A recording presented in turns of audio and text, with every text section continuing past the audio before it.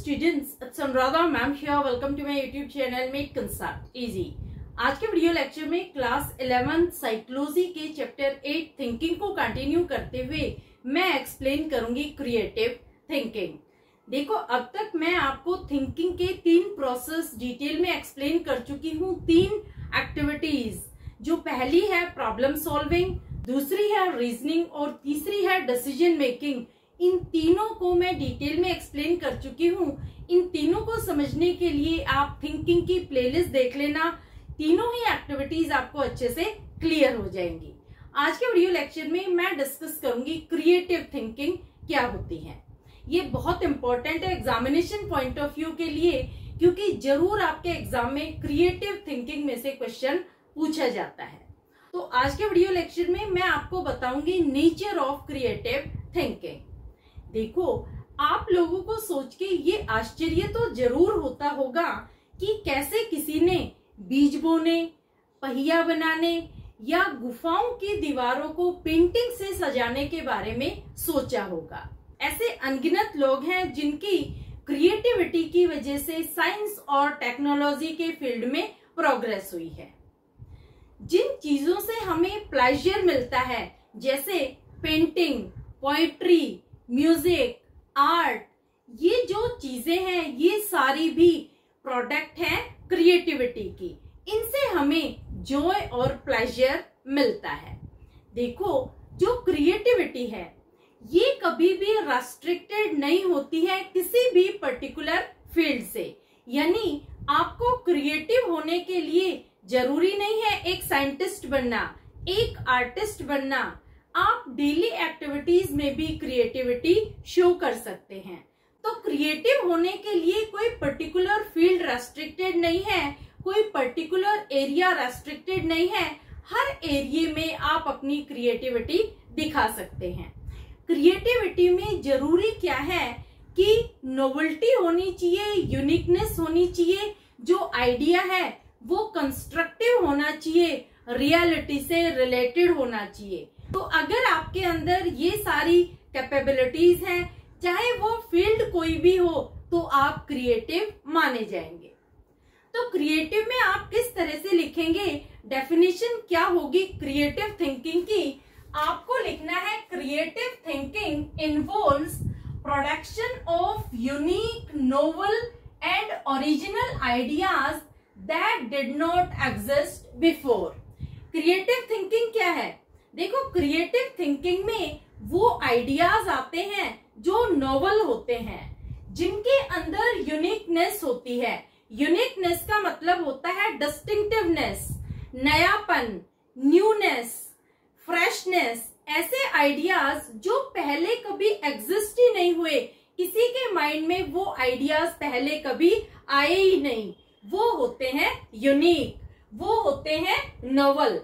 इसके साथ साथ वो आइडियाज ओरिजिनल भी होने चाहिए, यानी वो जो आइडियाज है वो कॉपीड नहीं होने चाहिए, वो आपके सेल्फ जनरेटेड आइडियाज होने चाहिए। तो ये सारे पॉइंट्स आते हैं क्रिएटिव थिंकिंग में।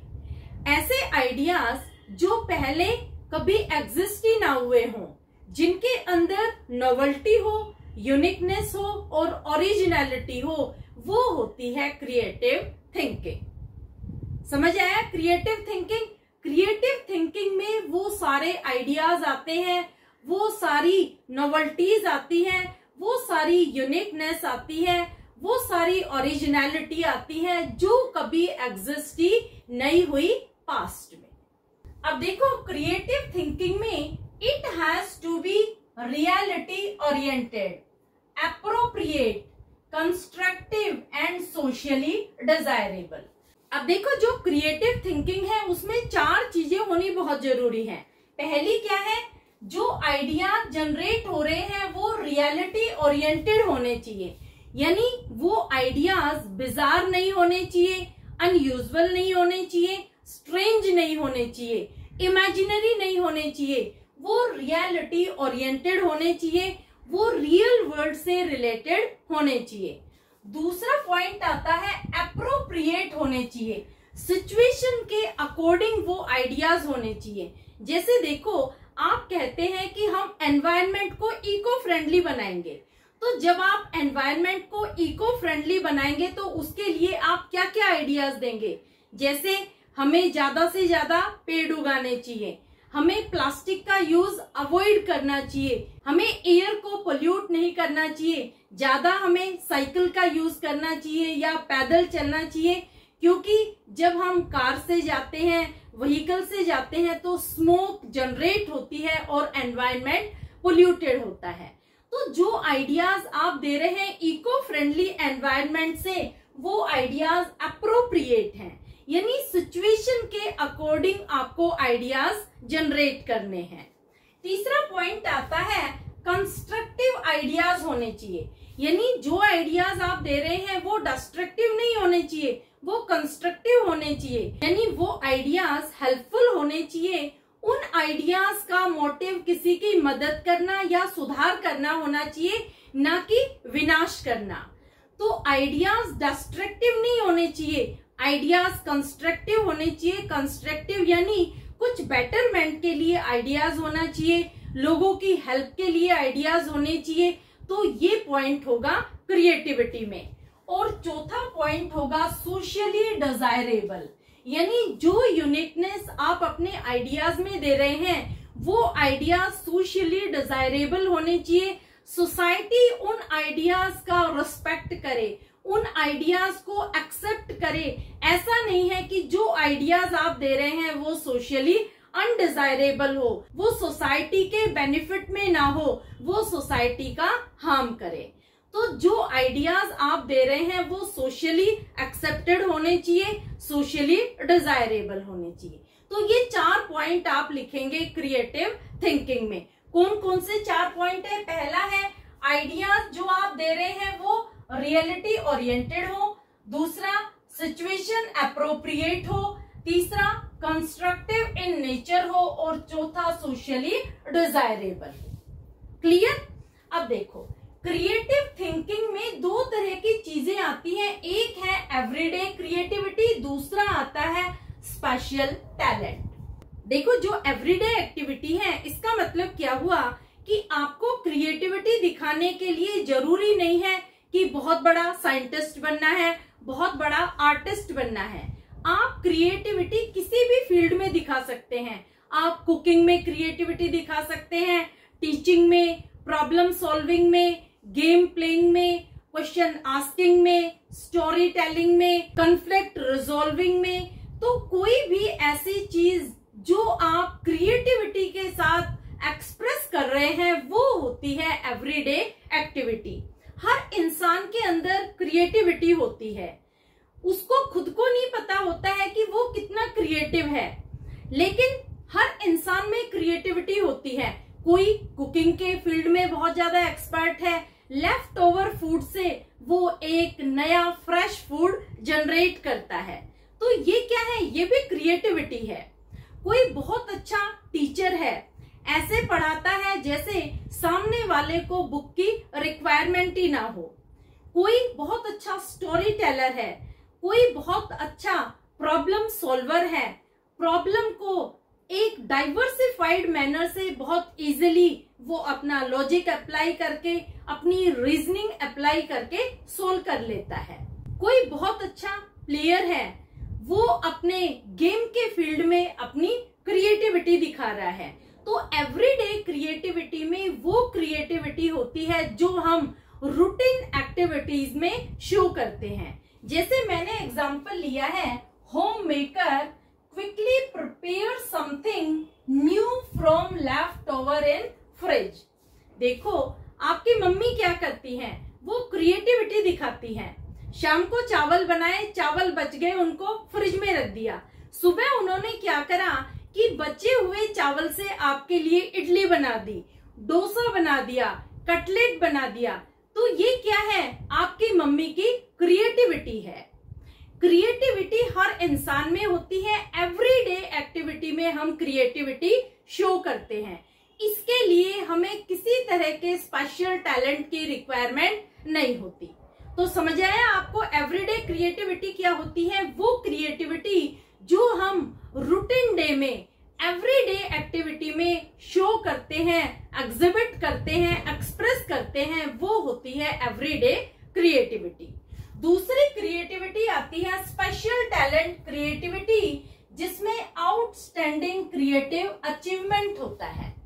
जो स्पेशल टैलेंट क्रिएटिविटी होती है ये हर पर्सन में नहीं होती, ये कुछ ही लोगों में होती है और वो ऐसा काम करते हैं, ऐसा नोटिसेबल वर्क करते हैं जिस वजह से वो फेमस हो जाते हैं, लोग उन्हें जानने लग जाते हैं, उनका नाम हो जाता है। जैसे देखो, आप लोगों ने एडी कर्वे का नाम सुना होगा, जो हमारे देश के एक बॉटनिस्ट थे, जिनको यूके का टॉप एनर्जी अवार्ड मिला था क्योंकि इन्होंने एक स्मोकलेस चूल्हा बनाया था। इन्होंने क्या करा कि जो गन्ने की सूखी और बेकार पत्तियां थी, उन पत्तियों को क्लीन फ्यूल में कन्वर्ट कर दिया था। तो इनके रिसर्च की वजह से, इनके नोटिसेबल वर्क की वजह से ये बहुत ज्यादा फेमस हो गए, इन्हें अवार्ड मिला।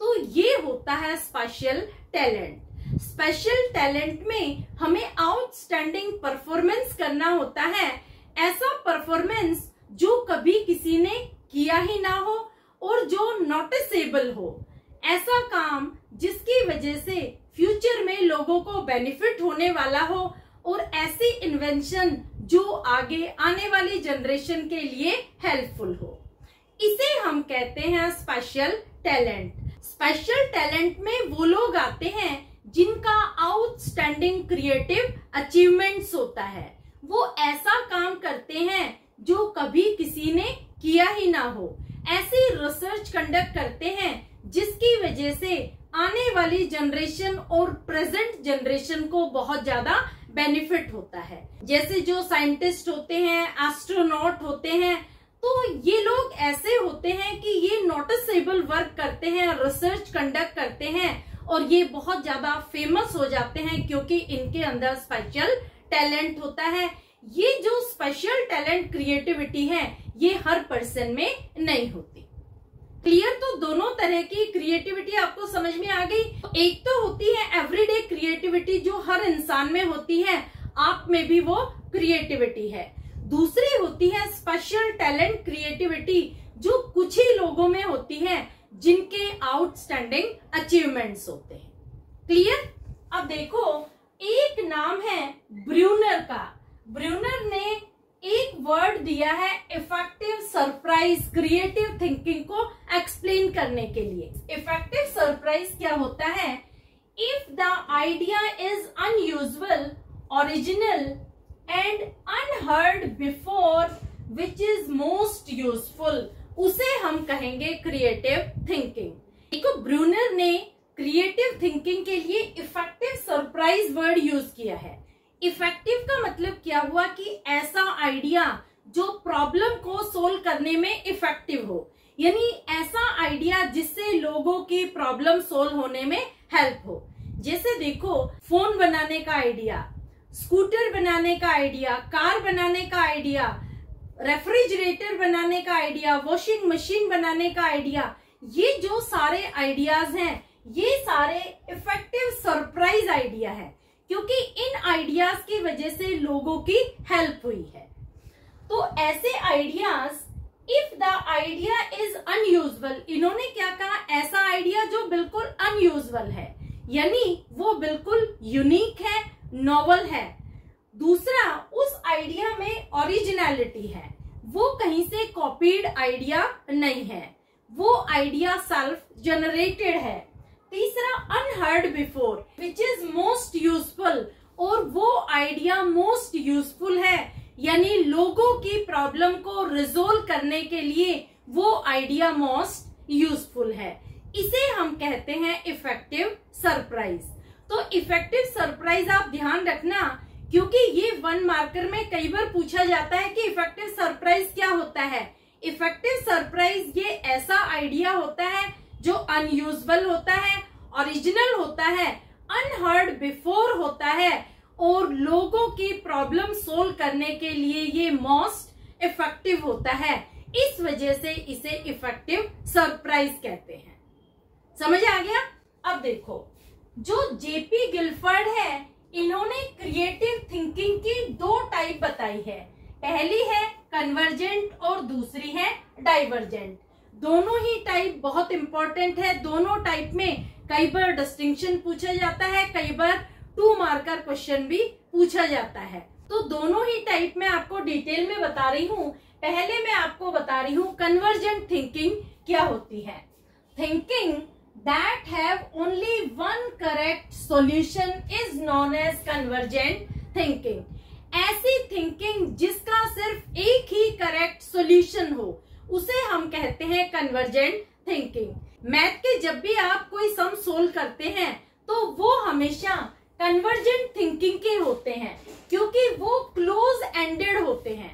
क्लोज एंडेड का मतलब क्या हुआ कि उनका सिर्फ एक ही आंसर होता है, आप उसके बहुत सारे आंसर नहीं दे सकते। जैसे आप किसी से पूछते हैं कि 2+3 का सॉल्यूशन क्या होगा, तो उसका आंसर चाहे आप हजारों लोगों से पूछ लो, लाखों लोगों से पूछ लो, उसका आंसर 5 ही होगा, कोई भी 6 या 4 नहीं कहेगा। तो समझ आया? कन्वर्जेंट थिंकिंग ये ऐसी थिंकिंग होती है जिसमें हर प्रॉब्लम का सिर्फ एक ही सॉल्यूशन होता है, एक सॉल्यूशन के अलावा उसका कोई सॉल्यूशन नहीं होता। वो होती है कन्वर्जेंट थिंकिंग। इसे हम क्लोज एंडेड के नाम से भी जानते हैं। क्लोज एंडेड का मतलब यही होता है कि यहाँ जो आंसर होगा वो या तो यस में होगा या नो में होगा, या मल्टीपल ऑप्शन में से कोई एक राइट ऑप्शन होगा। यहाँ पर एक से ज्यादा आंसर नहीं होते। तो समझ आया? कन्वर्जेंट थिंकिंग वो थिंकिंग होती है जिसमें किसी भी प्रॉब्लम का सिर्फ एक ही करेक्ट सॉल्यूशन होता है। दूसरी आती है divergent thinking. There is no one right answer but many answers to questions. Divergent thinking का मतलब क्या होता है कि एक ही प्रॉब्लम के, एक ही क्वेश्चन के बहुत सारे सॉल्यूशंस होते हैं। यहाँ सिर्फ एक करेक्ट सॉल्यूशन नहीं होता, बल्कि एक से ज्यादा सॉल्यूशंस होते हैं एक क्वेश्चन के, एक प्रॉब्लम के। इस वजह से हम इसे ओपन एंडेड थिंकिंग भी कहते हैं। जैसे देखो, for example listing various uses of toothbrush. आपसे पूछा गया है कि टूथब्रश के कितने यूजेस होते हैं, उनकी आप लिस्ट बनाओ। देखो, ये तो आप सबको पता है कि टूथब्रश से आप अपने टीथ क्लीन करते हैं, लेकिन जब वो टूथब्रश पुरानी हो जाती है तो आप उसे फेंक देते हैं। फेंकने की बजाय उस टूथब्रश के आप बहुत सारे यूजेस कर सकते हैं। जैसे आप अपने जूते साफ कर सकते हैं, आप टाइल साफ कर सकते हैं, आप क्लोथ साफ कर सकते हैं, आप गैस स्टोव साफ कर सकते हैं। तो इस तरह से टूथब्रश के बहुत सारे यूजेस हैं, बहुत सारे आंसर्स हैं। तो जिस क्वेश्चन के बहुत सारे सॉल्यूशन होते हैं वो होती है डाइवर्जेंट थिंकिंग, और जिस क्वेश्चन का सिर्फ एक ही सॉल्यूशन होता है वो होती है कन्वर्जेंट थिंकिंग। तो दोनों में डिफरेंस आपको समझ में आ गया? क्या होती है कन्वर्जेंट थिंकिंग और क्या होती है डाइवर्जेंट थिंकिंग? कन्वर्जेंट थिंकिंग वो थिंकिंग होती है जिसमें किसी भी क्वेश्चन का, किसी भी प्रॉब्लम का सिर्फ एक ही करेक्ट सॉल्यूशन होता है, एक ही करेक्ट आंसर होता है। जैसे आप मैथ के सम सोल्व करते हैं तो उसका सिर्फ एक ही करेक्ट सॉल्यूशन होता है। तो ये होती है कन्वर्जेंट थिंकिंग। कन्वर्जेंट थिंकिंग में किसी भी प्रॉब्लम का सिर्फ एक ही सॉल्यूशन होता है, एक ही आंसर होता है। इस वजह से हम इसे कहते हैं क्लोज एंडेड थिंकिंग। दूसरी होती है डाइवर्जेंट थिंकिंग, जिसमें किसी भी प्रॉब्लम के, किसी भी क्वेश्चन के एक से ज्यादा आंसर्स होते हैं, एक से ज्यादा सॉल्यूशन होते हैं। जैसे आपसे पूछा जाता है कि किस तरह से आप सोसाइटी में से करप्शन को कम करेंगे, कैसे आप इरेडिकेट करेंगे करप्शन को सोसाइटी से। तो यहाँ पर बहुत सारे वेज बताए जाएंगे आपको, बहुत सारे मेथड्स बताए जाएंगे, बहुत सारे तरीके बताए जाएंगे कि किस तरह से हम सोसाइटी में से करप्शन को हटा सकते हैं। तो इसे हम कहते हैं ओपन एंडेड थिंकिंग, क्योंकि यहाँ पर बहुत सारे आइडियाज होते हैं, बहुत सारे आंसर्स होते हैं, एक क्वेश्चन के एक प्रॉब्लम के। क्लियर? अब मैं आपको बता रही हूं characteristic of divergent thinking. Divergent thinking के 4 कैरेक्टरिस्टिक है।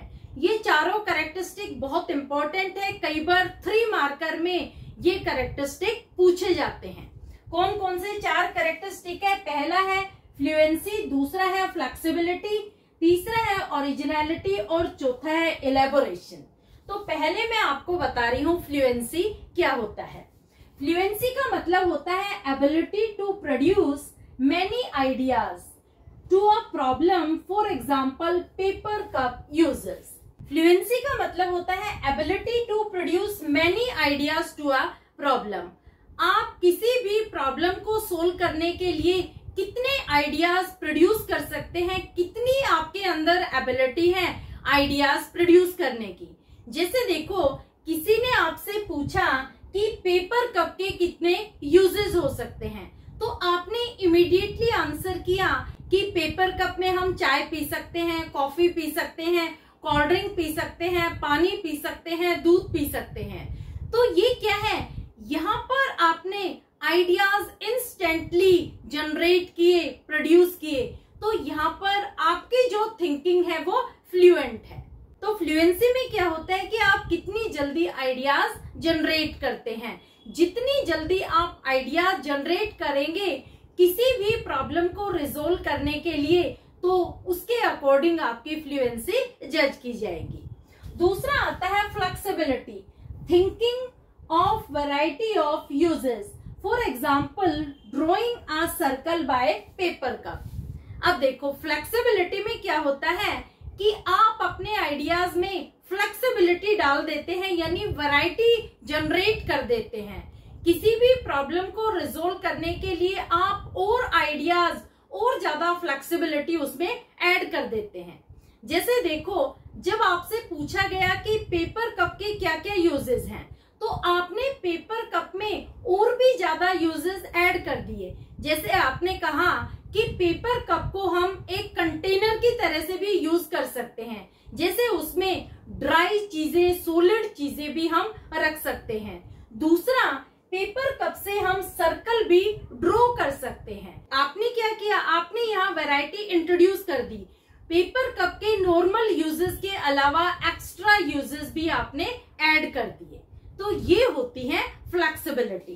तीसरा पॉइंट आता है originality, ability to produce idea that are not copied and should be rare.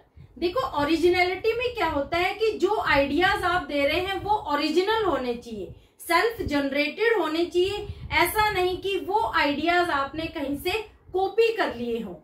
Idea should not be copied and should be rare, यानी वो जो आइडियाज है वो पहले ना कभी सुने गए हो, ना कभी देखे गए हो। बहुत रेयर आइडियाज होने चाहिए, वो आपके सेल्फ जनरेटेड आइडियाज होने चाहिए। उन आइडियाज में ओरिजिनलिटी होनी चाहिए। ऐसा नहीं है कि आपने नेट से देखा, वहां से आपने आइडिया कॉपी कर लिया, या किसी से सुना, उस आइडिया को आपने बोल दिया, तो वो आइडिया आपके ओरिजिनल नहीं कंसिडर किए जाएंगे। आपके ओरिजिनल आइडिया सिर्फ वही होंगे जो आपने सेल्फ जनरेट किए हैं। और लास्ट पॉइंट आता है इलेबोरेशन, गो इनटू डिटेल। इसका मतलब क्या हुआ कि जब आप कोई भी प्रॉब्लम रिजोल्व करते हैं, तो उस प्रॉब्लम को सोल्व करने के लिए आपको उस प्रॉब्लम की डिटेल में जाना होगा। यानी प्रॉब्लम के सारे पॉइंट्स ऑफ व्यू आपको कंसिडर करने के बाद ही एक प्रॉपर आइडिया जनरेट करना होगा, एक प्रॉपर सोल्यूशन फाइंड आउट करना होगा। तो ये 4 कैरेक्टरिस्टिक है डाइवर्जेंट थिंकिंग के। एक है फ्लुएंसी, दूसरा है फ्लेक्सिबिलिटी, तीसरा है ओरिजिनलिटी और चौथा है इलेबोरेशन। क्लियर? तो ये चारों ही चीजें बहुत जरूरी है, बहुत इंपॉर्टेंट है, मैंडेटरी है डाइवर्जेंट थिंकिंग के। क्लियर? तो होपफुली आज के वीडियो लेक्चर में आपको नेचर ऑफ क्रिएटिव थिंकिंग समझ में आ गया होगा। अगले वीडियो लेक्चर में मैं आपको बताऊंगी प्रोसेस ऑफ क्रिएटिव थिंकिंग। जो भी नोट्स मैंने यहाँ बनाए हैं, ये सारे नोट्स आपको मैं अवेलेबल करा दूंगी मेरे टेलीग्राम ग्रुप पर। टेलीग्राम ग्रुप का लिंक मैं आपको डिस्क्रिप्शन बॉक्स में दे दूंगी। आप मेरे टेलीग्राम ग्रुप को ज्वाइन कर लेना, ताकि आपको सारे नोट्स मिल जाए, सारे नोट्स थिंकिंग चैप्टर के मैंने अपने टेलीग्राम ग्रुप पर शेयर कर दिए। क्लियर? लिंक अपने फ्रेंड्स को भी जरूर शेयर कर देना, क्योंकि जो भी लेक्चर मैं आपको दे रही हूँ वो स्ट्रिक्टली एज पर एनसीईआरटी दे रही हूँ। जो भी टॉपिक, जो भी डिटेल आपकी एनसीईआरटी में दी गई है, मैं बिल्कुल एज पर एनसीईआरटी आपको एक्सप्लेनेशन प्रोवाइड कर रही हूँ। होपफुली आपको लेक्चर समझ में आ गया होगा। Thank you so much.